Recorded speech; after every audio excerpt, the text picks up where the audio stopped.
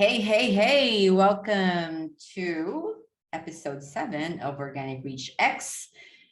I am Anna Dornier and I am with... Mubarak and Sakarija here. Welcome to episode 7, like we said. So we're continuing with the know, like, and trust factor. You more than likely you've already gone through the last episode, obviously. Otherwise, you probably won't be here because it won't make sense. But in episode 7, we're going to talk about the trust factor, right? And does liking automatically translate to trust? What do you think about that, Mubarak, before we go to the slides? Good question. Good question. There is old tradition of saying, I'll trust you. I trust everybody I meet until they give me a reason not to trust them, right? Yeah. That has its price, right? And it has a cost associated to it, right? But now when we come to business, when it comes to services, right, the person needs to earn my trust. It's not the other way, right? It's not me saying I trust them, the product is going to be good, because I have more to lose, right? I have more to lose than they do, right? My neighbor, it's a different thing. I can trust my neighbor as soon as I see them until they give me a reason not, because there is nothing I am bound to lose from there apart from opening up a conversation and getting going, right? So that's a very good distinction. And also we need to remind ourselves of that, right? So in this topic that we're talking about here, the trust has to be earned for sure. From a service and product point of view, right? It has to be earned. And that's what we're going to share with you and see how you translate from like, because first of all, what is the point to trust someone if you don't like them? Yeah. I mean, yeah, it doesn't work. Totally. Yeah. You know, so that's why what you started asking, does like translate into trust? Yes, it does. If you like, and then they give you more reason to like them, and they give you more reason to trust them based on what you have done your homework as a customer, because the best way you can be a business owner is being a best customer too, because you bring those experiences now, say, okay, how can I give them to my customers? But if you don't know how it feels to be your own customer, you're going to have a hard time implementing this know, like, and trust factors, right? As you have seen from examples we're sharing with you, is experiences where we are the customers and saying, this brand made me feel this way. Then I'm like, oh, how about if I come and bring it here to Organic Reach X and share the same with you? We hope that you're going to know us now better. You're going to like us. Hopefully you're going to trust us, because we're demonstrating those things. And we don't want you to just from nowhere to just come and trust us. That can have a serious issues. So yeah, that's what I think.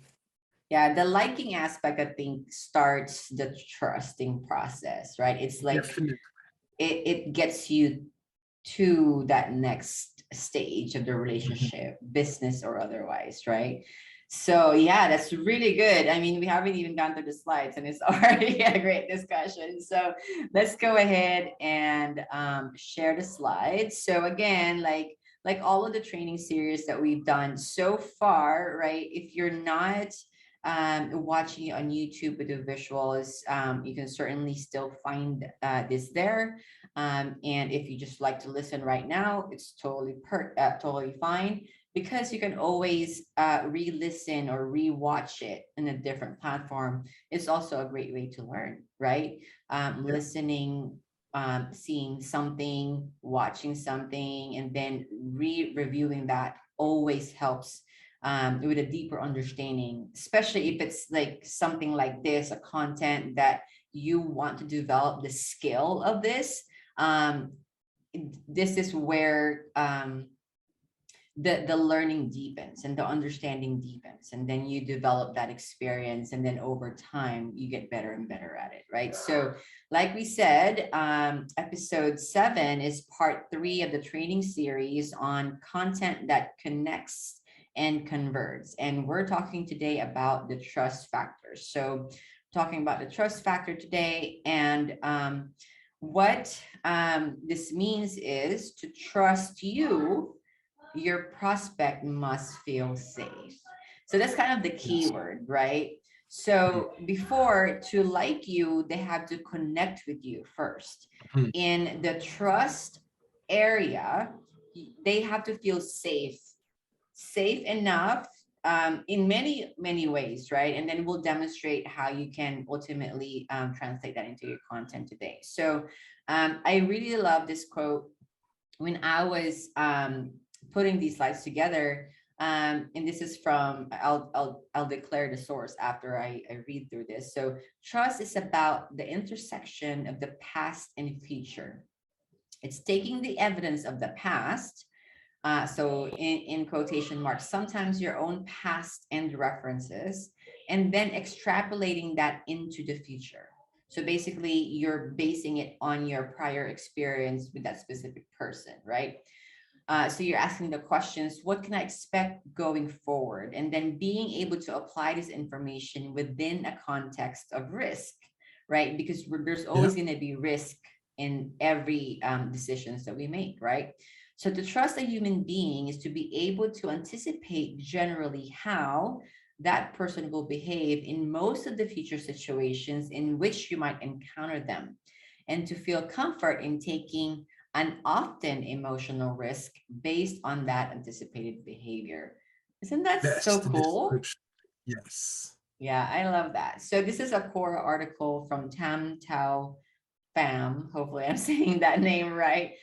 Really great um, definition, I think, of trust. Mhm. Because ultimately that's how we human beings decide whether or not we're gonna take the next step in a relationship, in a sales relationship, in a business relationship, whatever that is, right? Mhm. I think it encompasses that from a human standpoint. So from a consumer standpoint, let's look at an example, right? So Amazon wins trust most of the time. And I think most of us are familiar with this, right? We were just talking about Amazon not being in Portugal yet. So I had to order it from Spain. But I seek Amazon out because I know they would always deliver my stuff. At least that's been my experience with them, right?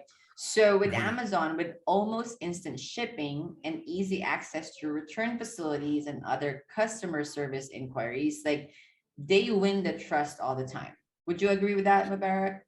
110%. 100. Yeah. I have had instant where I have ordered and they have promised me a specific date, and Yeah. then they didn't by just a day. Let's say if they promise today and tomorrow, I will complain. And guess what? Right. Most of the time, they told me, hey, if the product shows up, that's okay, but we're sending another one, right? Right. What does that, right? So Yeah. guess what? Now I trust them. I can say, hey, next time I have no problem.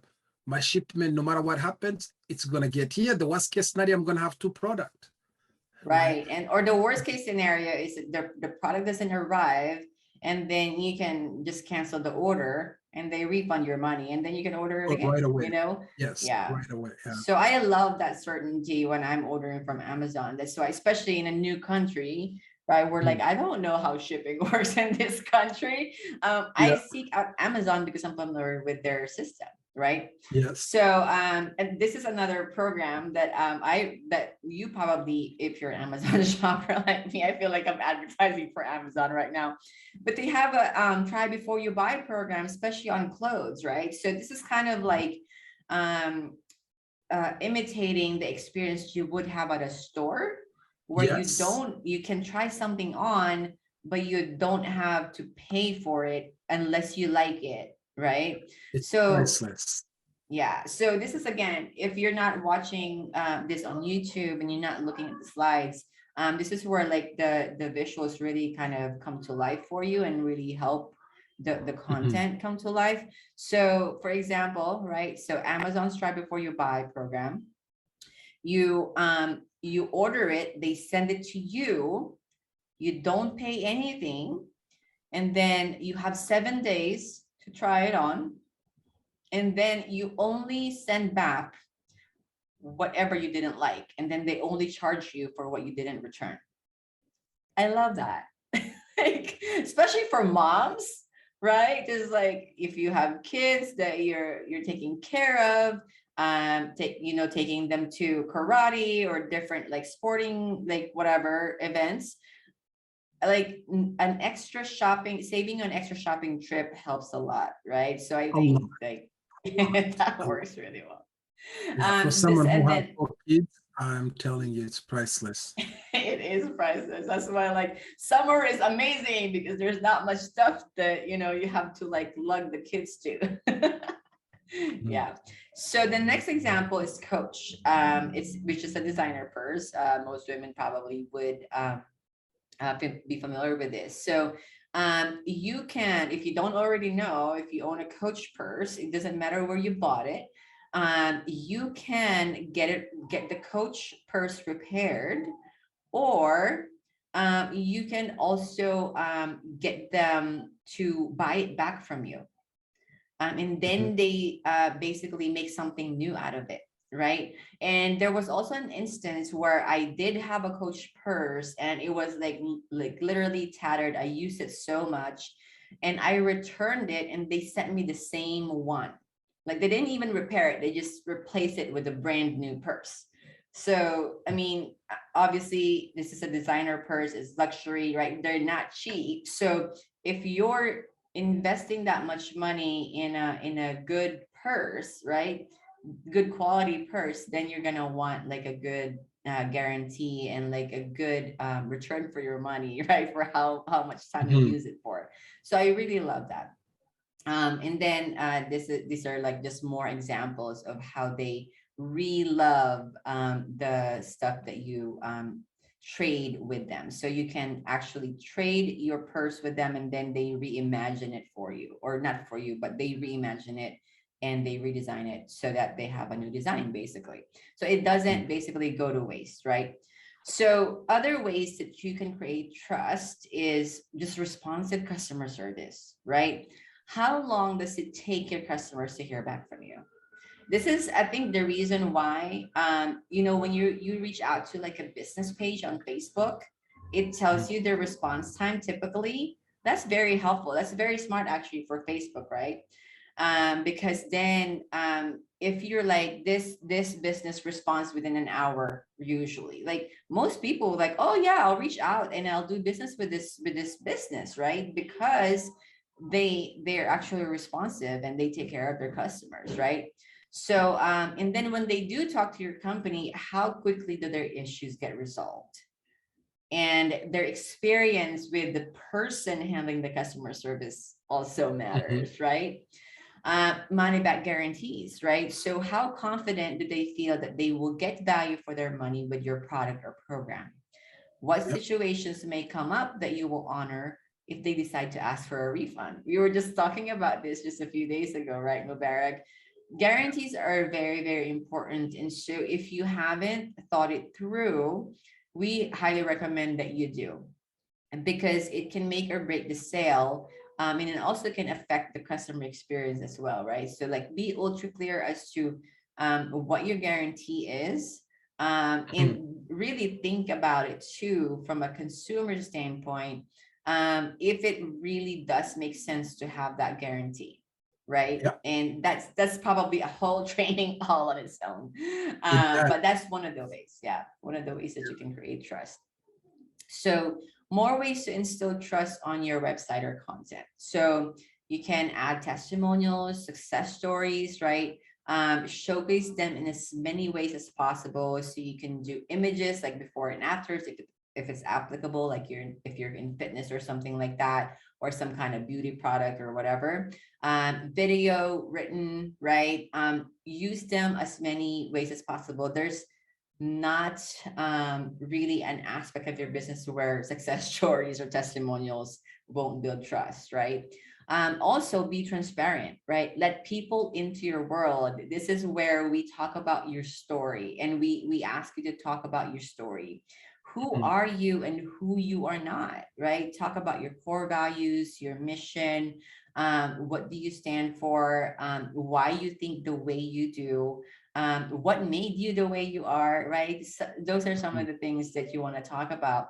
What are some of the things you 100% believe that you would not compromise your values for? Again, this is another topic that we were just talking about today, Mubarak, right? It's like, Yes. you know, if you're not 100% clear on your values and you go and deal with people each and every day with in your business, and you're not clear on what your values are, it's going to be really hard to provide great customer service and a great experience for your clients, right? And then if you don't know what those values are, then you end up sometimes sacrificing that value, and then you feel like you're not getting what you need out of your business, right? So it's like there's just so many ways that we can play this too. So be accessible, right? So place your contact details in the most visible areas of your website. This still also goes back to your customer service, right? So if you want, what's the main action you want people to take? Do you want them to contact you, or do you want them to purchase from you? Either way, if you're accessible, this will facilitate whatever that process is, right? And then it just shows that, oh, they're easy to reach. Like I do this for, like, whenever I reach out, try to reach out to like a mobile company, for example, Yeah. like your cell phone company. And it's like you're trying to reach a customer service. It's like you have to dig into like the little fine print in the bottom to like talk to somebody. I'm like, this is ridiculous, right? So think about that experience. I'm sure you guys have had that experience. And how, you want to not replicate that for your website No, or for your business no, no, page, no. right? Yeah. That's a plan to not have trust. For sure, definitely. So also post content consistently, right? Set a schedule that you can maintain long term so that you're showing up in your prospect's life consistently. This shows that you're reliable and dependable, right? So for example, I don't just friend everyone on Facebook, and I know you don't either, Maberg. Like we're very picky as to who we are connected to on Facebook. So it's like if somebody, let's say, asks to be a friend of mine, I will look at their news feed and like, one, when was the last time they posted, and two, what are they posting about, right?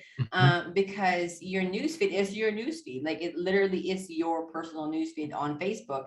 If you're doing this on Instagram or your business page on Facebook, it's the same thing, right? You're showing people what you're about. But if if the last time you posted was in March of 2021, they're gonna be like, does this business even exist, right? So Yeah. definitely do that and make sure it's updated. Another point is that you want to have a congruent message, right? So you want to have total alignment in your message internally and externally. So what I mean by that, internally, externally, is that again, it goes back to your values, your core values. What are you willing? What are your 100% things that you believe in? And then align that with the message that you put out there in the marketplace, right? Because again, people want to know that you're authentic, you have a strong guiding mission. It's not just in your words, but also in your actions. They see it Yes. in, let's say, your videos. They see it in the way you live. They see it in, they feel it in the way you write, right? When they read your post, all that stuff. So having that congruent message, because it's kind of like not having a congruent message is kind of like lying, right? It's inauthentic. It's like, wait, yesterday you said this and then now you're saying this. It doesn't make sense, right? So it doesn't build trust. So now that you have a deeper understanding of the trust factor, how will you write your content moving forward? So to answer this question, you may need to just go back to the video or the audio and stop and really think about the different examples that we gave you today, the different areas that you can improve. So like, oh, I'm not doing that. How can I apply that to my business right now? Because most of the things that we just talked about today are probably very easy changes, right, Mubarak? Yeah. Yeah. Yeah. Is there Yeah. anything that you wanted to share before we end this episode? As always, implement, right? We're going this extra to give you something tangible that you can have. And if you want to print it out or digitally put it on your computer on your hard drive and then act on it and have it as a frame of reference from now forward, because now the power is in your hand. And where there is power comes a great responsibility, right? Because if you didn't know the know, like, and factor the way we just shared it with you, now you do. How is your company going to be different from now forward? Is it going to be the same? If it's going to be the same, then we haven't done our job correctly. And the best way to do that is put test to what we shared with you, because that's the responsibility that we want you to hold us on. Go implement these things and then come back and say that you guys, you misread me, right? You know, just somewhere where you're looking at this, if it's on YouTube, if it's on the website, if it's on a podcast, we highly recommend you go on YouTube on the website, right, which is organicrichx.com, and download the slides and the show notes for this, and then use them as a starting point to do these things for your company, right? And that's the best things you can do for yourself. Yeah. So that's my final remark for today. Well said. Thank you for that. So this has been Organic Reach X for episode 7. We show you how to go with the flow organically in your business. We'll see you next time. Yeah.